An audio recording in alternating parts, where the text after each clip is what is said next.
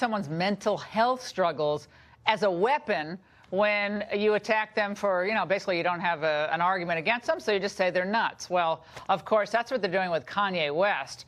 His political views, not all that important, but you just hurl insults at him to try to demonize him. It's simply disgusting. This was an embarrassment.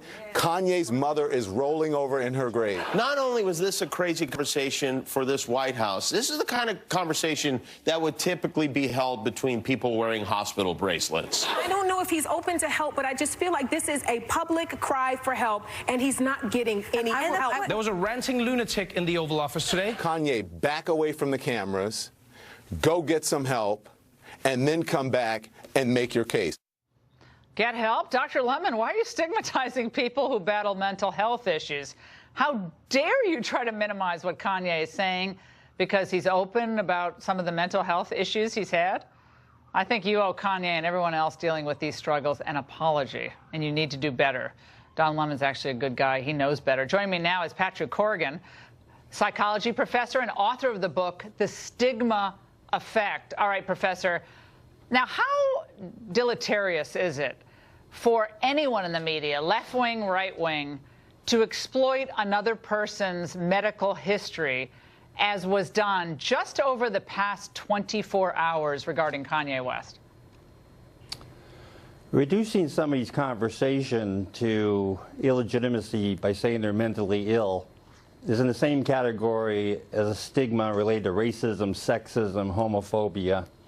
It's saying that your message doesn't count because once upon a time you had experience with bipolar disorder or other illness. The stigma of mental illness is not trivial. People labeled with mental illness are unable to get jobs, live independently, get good health care, and it's all because messages like this perpetuate them as being different, worse than we are. And Professor, it seems like it would deter people from getting counseling. Let's say they lost a parent, went through a difficult time. If they know later on they're going to be described as one of those people who got help. And I as someone who knows a lot of people over the years who've gone through, especially with like death of children, death of parent, gone through incredibly difficult periods of time. I mean, we want to encourage people to be able to talk to others, to get help.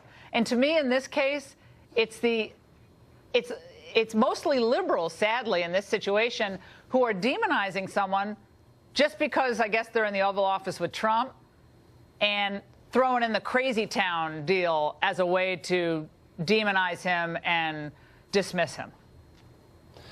Anytime you throw in the word crazy, whether it comes from the left or it comes to the right, it undermines the opportunities of people who struggle with mental illness. And by the way, that's a lot of people. Epidemiology suggests it could be 1 out of 5 people have a serious mental illness. The stigma fundamentally comes from the label. I'm seeing somebody come out of the psychiatrist's office and I know they must be nuts, or coming out of the counselor's office and they must be crazy.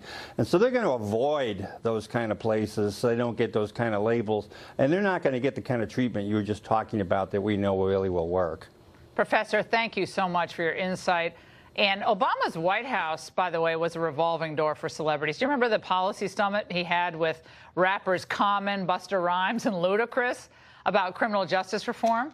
Well, you probably don't, because the left-wing media didn't freak out over it like they did when one guy goes into the Oval Office yesterday, Kanye West. Joining us now with reaction, double standard extraordinaire here, of course, Howie Kurtz. Howie, of course, Media Buzz, great show on the weekends on Fox. Howie, this is wild, because I remember when Kanye came and he did his poetry slam at the White House. And I mean, truth be told, I actually kind of, laughed at it because I thought the poem was really bad that he did on stage. But Obama was just really at ease with celebrities, and obviously they loved him. No one cared. Obama's celebrities, Obama's rappers, they had the approved ideology, so it was okay. The media kind of celebrated it. Look, what Kanye did in the Oval Office, it is fine for critics to say it was weird, it was strange, it was bizarre. Even Donald Trump seemed kind of speechless for a moment. But the brutal nature of some of this criticism as a result is clearly driven by ideology. When Kanye West was talking about George Bush doesn't care about black people, a lot of I criticized him for that. Yeah, but a lot of these liberals said, oh, he's a really cool dude. And now, because he's wearing the red hat and he's embracing Donald Trump, he must be loco. What are the chances, like, next week he'll be wearing, like, a Cory Booker hat? Like, is there any chance of that whatsoever? All right, Jackie Spire, I want to play this for you, Howie. Congresswoman from California said this about, well, Kanye and his mental health. It was a combination of stream of consciousness. I felt like I was sitting in on a psychiatric visit and a commercial for Donald Trump. It wasn't newsworthy, certainly, but I would suggest that the president should maybe curtail these kinds of engagements. Well, Howie, 36% approval of Rasmussen among African Americans. That's double from last year, same poll.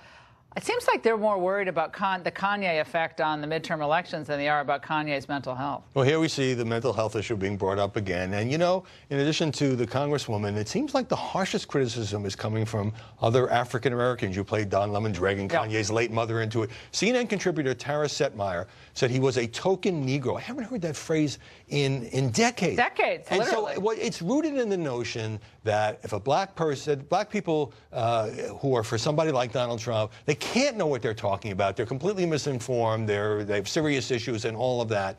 And that, you know, they no longer have a monopoly. And so the piling on here against Kanye West, who's an entertaining guy who, as you say, probably don't know all that much about politics. Well, more so than who? Matt Damon? Yeah, and he went there to talk about actually a serious issue like his wife Kim Kardashian did. So the freak out is just so over the top that I think it can only be written off as ideological opposition to a guy who thinks a little differently. We'll be watching Media Buzz this weekend, Howie. Thanks so much for Great being to see with you. us. And